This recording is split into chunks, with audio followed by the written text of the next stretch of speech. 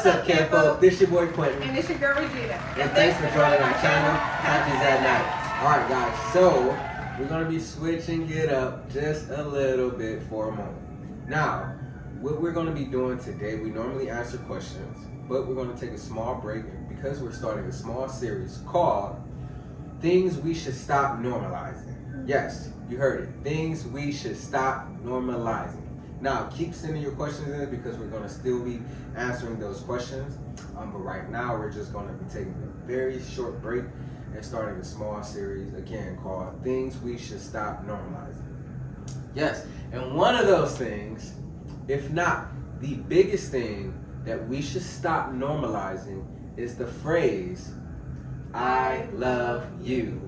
Yes, you heard it right. I love you. That is one of the biggest, if not the biggest cliches ever that the world has taught us. Now, how in the world is I love you a bad thing? Is it a bad thing? I mean, to me, love has lifted people's spirit. You know, I love you. That has lifted people's spirits, given them joy. It has also had the ability to heal someone mentally, emotionally, maybe even physically. So, why would love then be a bad thing if it has the capability of doing all those things? Because maybe love has also been used to manipulate, also used to mislead, and also used to hurt, also take advantage of. I mean, like, how can love or the phrase I love you have both positive and negative or negative and positive things about it? So, is it in fact a cliche to say I love you if you can in fact do both good or bad by saying those phrases? We about to hop right into it right now. So, what's one of the things that the world has taught me when it comes to the phrase I love you? I would personally say when it comes to the idea of I scratch your back, you scratch my back. So, what does that look like? For me personally, I had went through a period of time, because listen, me and my wife, we always been cool. We always been best friends. But we've been angry at each other because we didn't know who we were. So our beginning stages of our marriage, like seriously, one of the biggest tests of our entire marriage probably came within our first year. Maybe first 2 years, easily. So that was like a very tough thing, and I just knew like, yo, whatever don't want us to be together, they going hard, like real talk, like they going hard. So, but it was super like crazy, man. And one of the things was that I realized having peers and having friends that are married could also aid in your ability to get mental help and emotional help as well. But if you have peers that may be going through similar things, it's kind of hard getting the mental and emotional help that you really need. The only thing that you're really getting is the ability to be able to relate. And sometimes a relationship is only based on what you can relate to. But when your state of consciousness change, sometimes what you used to relate to, you can no longer relate by. So now there's a distance or a disdain between the relation, and you don't know why, but really it's just because you can no longer relate. But, so I would go through things like, man, you know, I would be able to have conversations with like my male peers and things like that and discuss like what's going on in my marriage and just try to get a different perspective, vantage point, and maybe get some help, but also be able to get all of the frustration off of my chest that I normally can't get off because I really only talk to my wife or I talk to like my peers that are married. So, but when it came to, you know, like them being able to also talk with me, it was just like my phone was always on. And I realized that. And they realized that and they knew that about me. because I deeply care. Every time the phone rings, I'm answering the phone, trying to be there because I understand, like, man, I will want someone to be there for me when it's time for my talk, or when it's time for my event, or when it's time for me to release and things like that.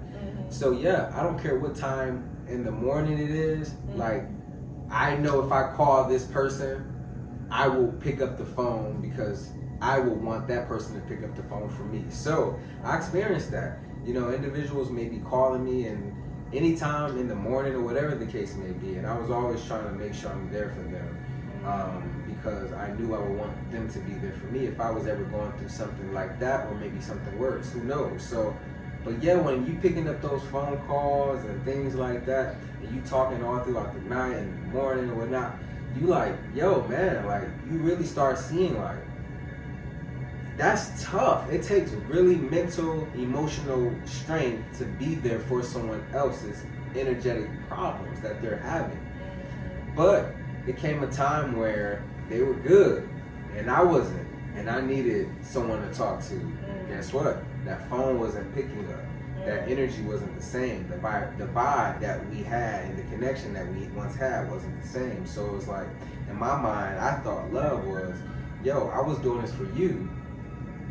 What happened? Because when I needed it, it wasn't reciprocated in a sense back to me the same way it was given to you. So it's like, in my mind, I'm thinking, yo man, like, this some fake stuff. Like, I don't even have confidence to pick up the phone, let alone like to call you and actually talk.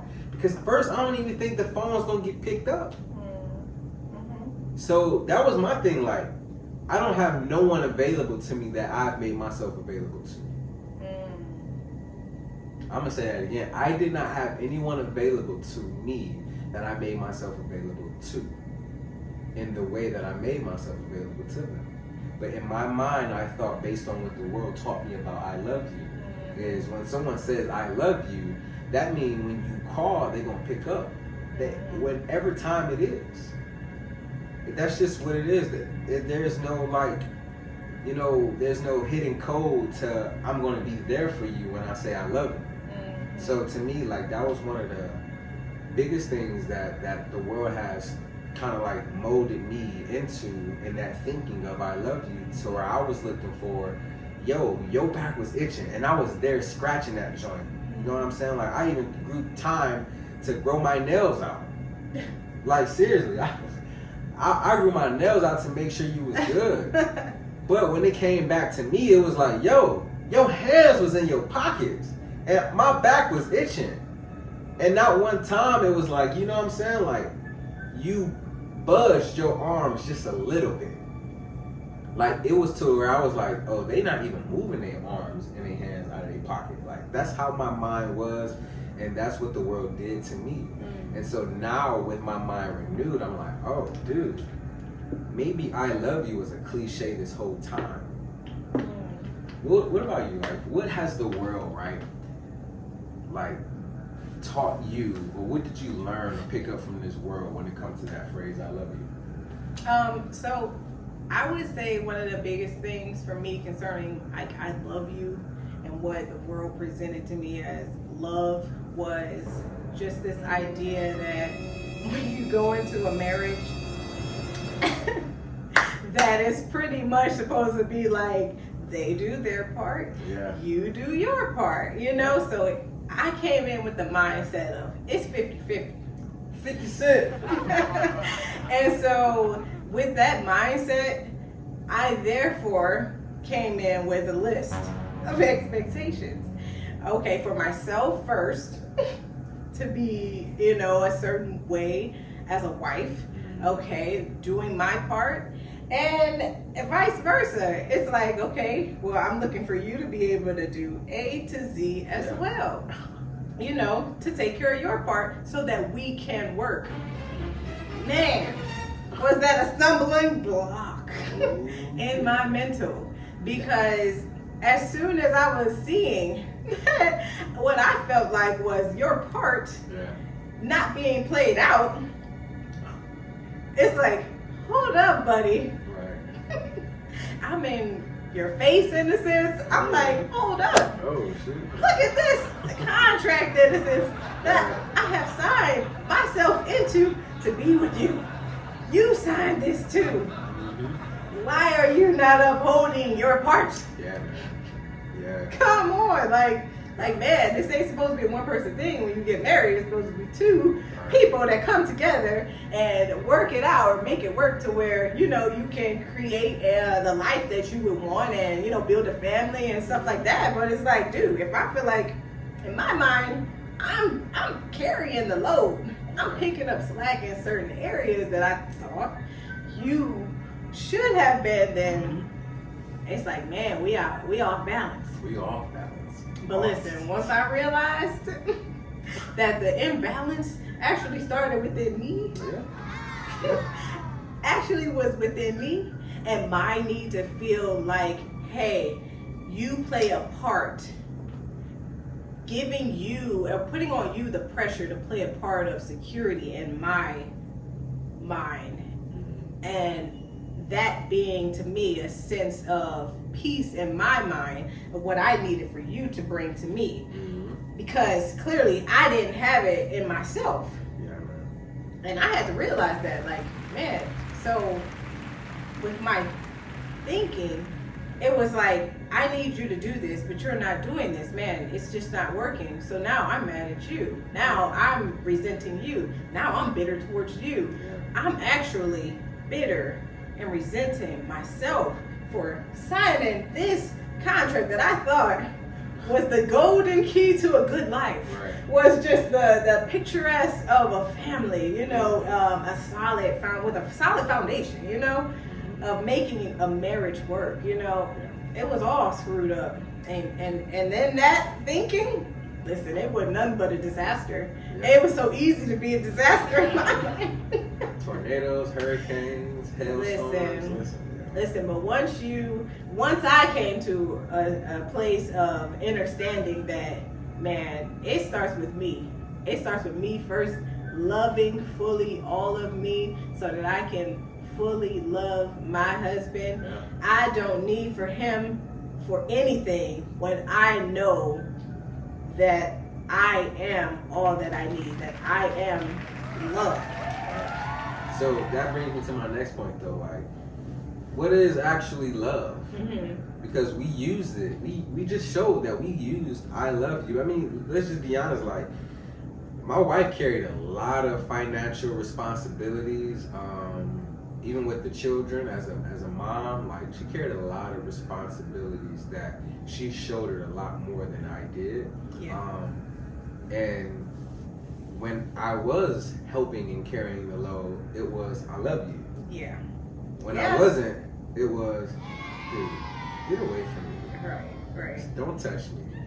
Don't think for 1 second you about to get you. Like, it was all that, like, real talk. So, and I knew it was just almost like I even got to the point where I normalized her treatment towards me based on my failed expectations. So in my mind, I psychologically just psyched my own self into the punishment that I felt like that I was worthy of because of the expectation that I was trying to uphold that I just couldn't.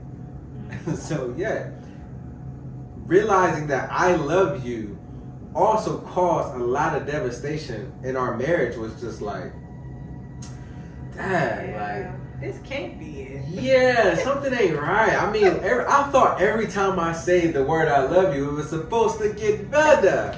It wasn't. It was just like, yo, every time I say this word, it's almost like she looked at me like, bro, what? You think I, for 1 second, believe anything that come out of your mouth, especially when it started with I?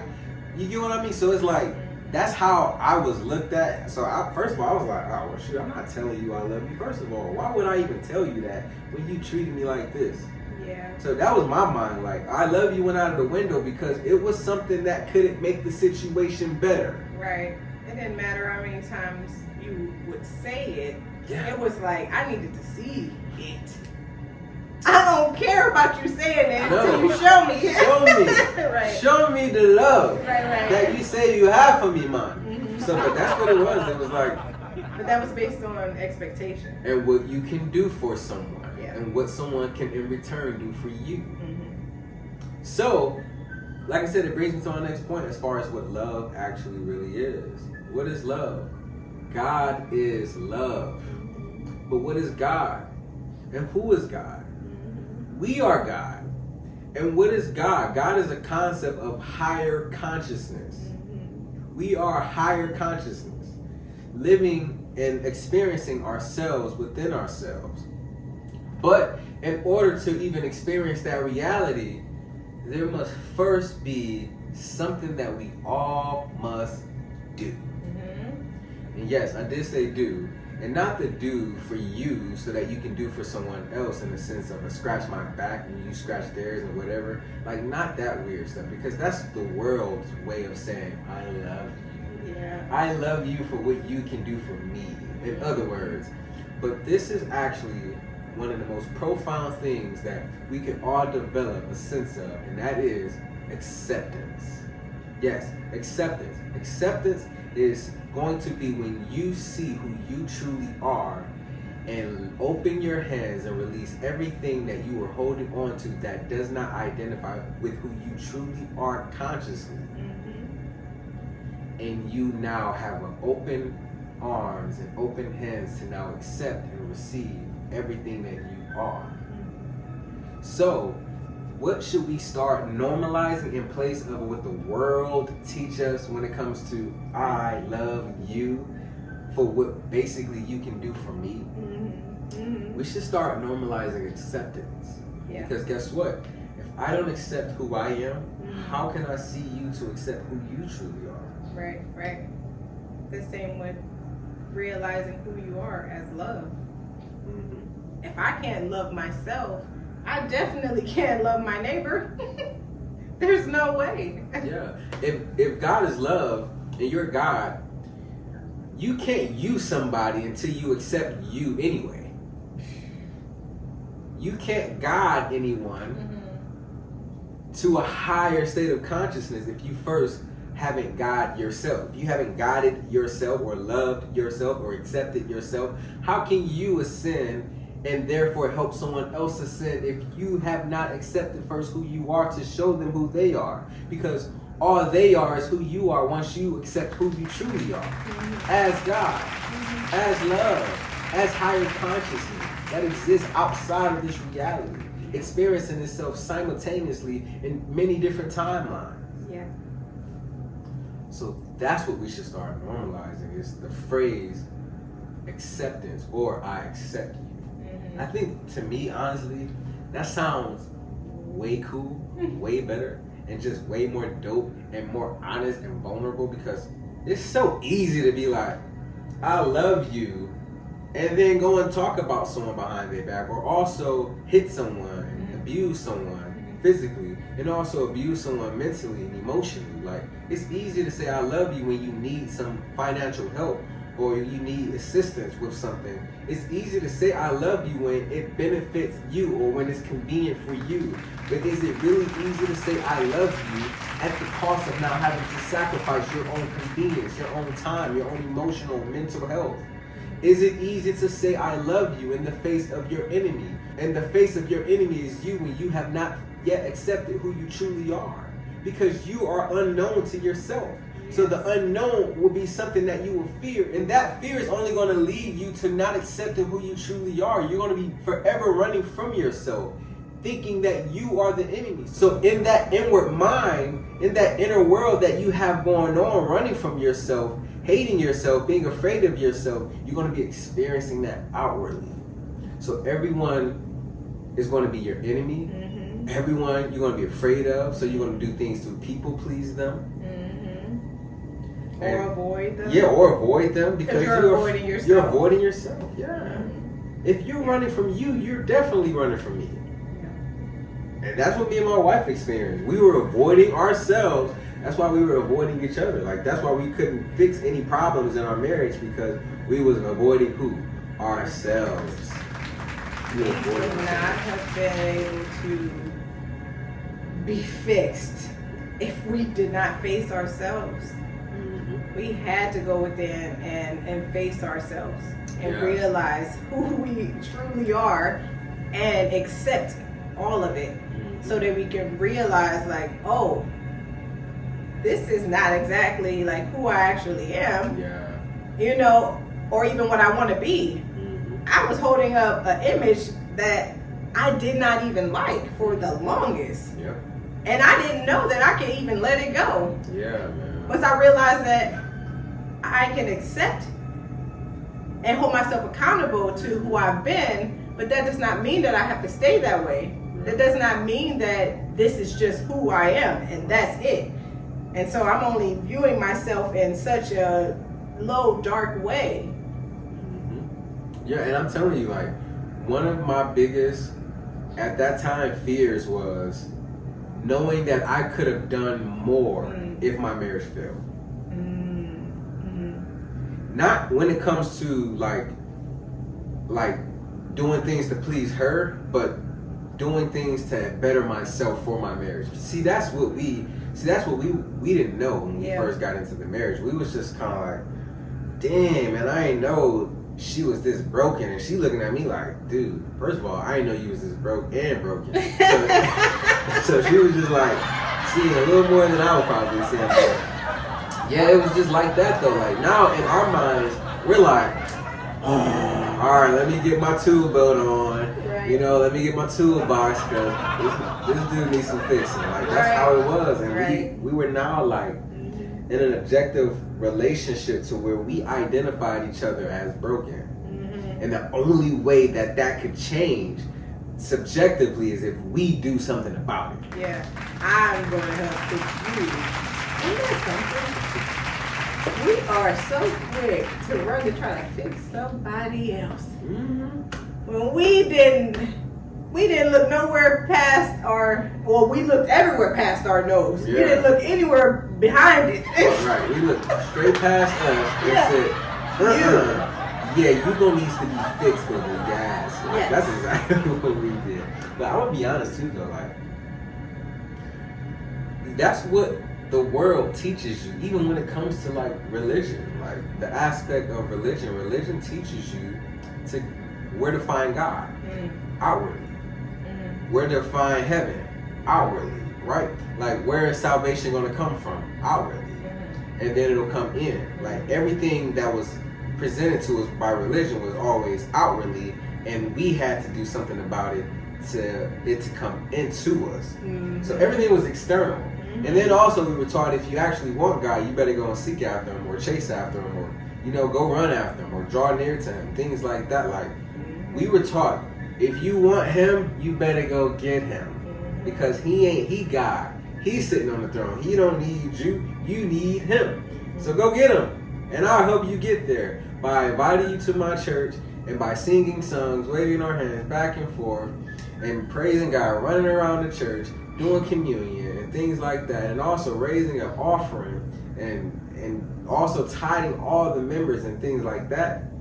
And then telling you if you don't pay your tithes, and if you don't come to church, and if you don't obey your leader, you're going to hell. Like, you just got something. And make sure you come on back for this next hell message sponsored by religion. So that's exactly what was happening. So in our minds, we were getting trained to move further and further away. And the same thing with the school system. The school system doesn't teach you anything about who you are and what you are inwardly or spiritually or emotionally or mentally. Like, it doesn't teach you none of that stuff. It teaches you what it wants you to know based on the world that you're going to be experiencing when you graduate school. That's just what it teaches you. And that's what we learned, that anything that you want in this world, you have to go where to get it? Out. So we brought that same mentality into our marriage. So everything that we wanted to experience in our marriage, we thought outwardly. Yep. And that's what the Matrix is literally founded on. Everything external. It's going to send you out in different ways, through different systems, far away from yourself and who you truly are. And like, it doesn't want you to find out, because once you know who you are, listen, there's no place for it anymore. Yeah, it's like an octopus, yo. You got like all of these legs, and you just getting stretched out. Like, But listen, the cool part is, wherever system you were placed in, and wherever this like matrix has stretched you outwardly to, you get to save that which was lost in each direction that you were stretched in. And that's the beauty about the reality that you are experiencing as God, whether you know it or not, whether you are in a location mentally of heaven or you are in a location of hell, and you are living out the reality as the devil, and you are on your way to God. Like, it doesn't matter. You get to save that which was lost. And that which was lost, we found out it wasn't my wife. And she know it wasn't me that was lost. When we finally inwardly looked within ourselves, we found out who was lost. And it was us the whole time. Yeah. The whole time. Like, we developed insecurities that we wasn't ever even dealing with because how lost we were. And it got to the point where I'm chipping at her, trying to fix her up and glue her and shave her down and this, that, and the third. I'm just like, dude, this ain't working. She just keep getting it back dirty and messed up. Like, it's like it was causing me more to crumble apart. Yeah. More. Yeah, because now I'm like, oh shoot, I was close. Like, right. I was just this close, man. I knew if I would have just chipped away a little bit more, I would have got me something. But listen, it was just like to the point where like, it was so bad that we did not even see that. Ain't nothing we can do to fix each other until we first fix ourselves. Like, the reason why we seen each other broken is because we were broken. Yeah. We were only seeing us. The reason why I was seeing like a splinter in her eye from far away is because I had a big log in mine. So she miles away from me. We ain't close. We have no connection. Yeah. We're roommates living in the same, and I'm looking at the splinter all in her eye. Like, I know it hurt. Look, you can't stop blinking. You ain't crying, act like you ain't crying. It really hurt. But I wasn't seeing the pole literally that was sticking out of my head. You said remove it out of your own eye first. Yeah, and then you'll see clear. You're gonna be the one that's like, where'd that splinter go? And she gonna be looking right back at me like, where the light bulb go? That was stuck to your phone. Yeah, man. But when we really, like I said, went within ourselves, we developed a sense of accountability. That accountability helped us develop a sense of dignity. Like, we developed principles that we wanted to keep. And that dignity helped us to experience what we now call integrity. When no one else is around, who are we and what are we practicing? And then that integrity allows us to now develop a sense of acceptance and not budging of who you truly are as God experiencing itself, whether you are in the light of who you are as God or in the dark of who you are experiencing life as the devil. And we know nothing bad is happening in the sense because someone else is doing it to us. Like, no one's out to get us.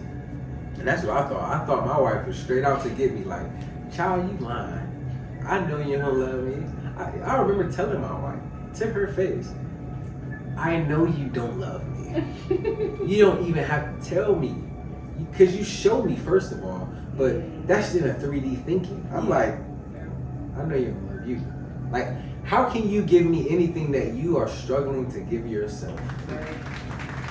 So I put my hope in the ability to be able for her to see that she has the ability to accept herself, love herself in a sense.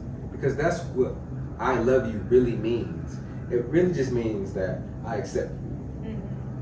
When I say I love myself, what I'm saying is I accept myself. When I say I love you, what I'm really saying is I accept you and everything that comes with you, because I accept everything that I am. And everything that I am, when I see correct, you are. So that is what we should start normalizing in the place of I love you is I accept you. I love me, so therefore I accept me. Yes, the way the world has taught I love you, yes, it is a cliche. It does both good and it does both bad. Like, it's no yin and yang. It is flat out dualistic, and that's what you're gonna get when it comes to the world, is dualism of good and bad. And if I love you is in the world, guess what? It is both good and bad. It's going to help you or hurt you. It's just going to happen that way. And it sucks because sometimes we're not seeing it the way we should be seeing it. But the day our eye open, and the day our eye becomes single and healthy, and when we truly see the world for what it truly is a world full of dualism, of life lived as good or bad, even when it comes to judging yourself good or bad. When you wake up from that reality and see that there is only God, there's only just you, and you've been experiencing yourself amongst yourself from a world of dualism of good and bad, and what the world teaches you to stretch out and go find yourself outside of who you truly are. And once you come back in and you realize that everything that the world that you were trained and programmed by has been lying to you this whole time, you're gonna be like, oh man, like, dude, what a trip. That was wild. Like, that was the craziest game I've ever played in my entire life. Like, dude, it was just like I was in this whole crazy world. Child, listen to me. It was so real, right? It felt so real. I was judging everybody. You were bad, you were bad, you were bad. You were okay, but you were good. But you were bad. Like, everybody was bad. And then I woke up one day and I realized, like, you know what? This is boring. I want to do something else. And all of a sudden, I was sucked into myself. And then I realized everything that I was judging good and bad, it was just me being God and the devil experiencing itself. And then I opened my eyes and I realized, what the heck did I just experience?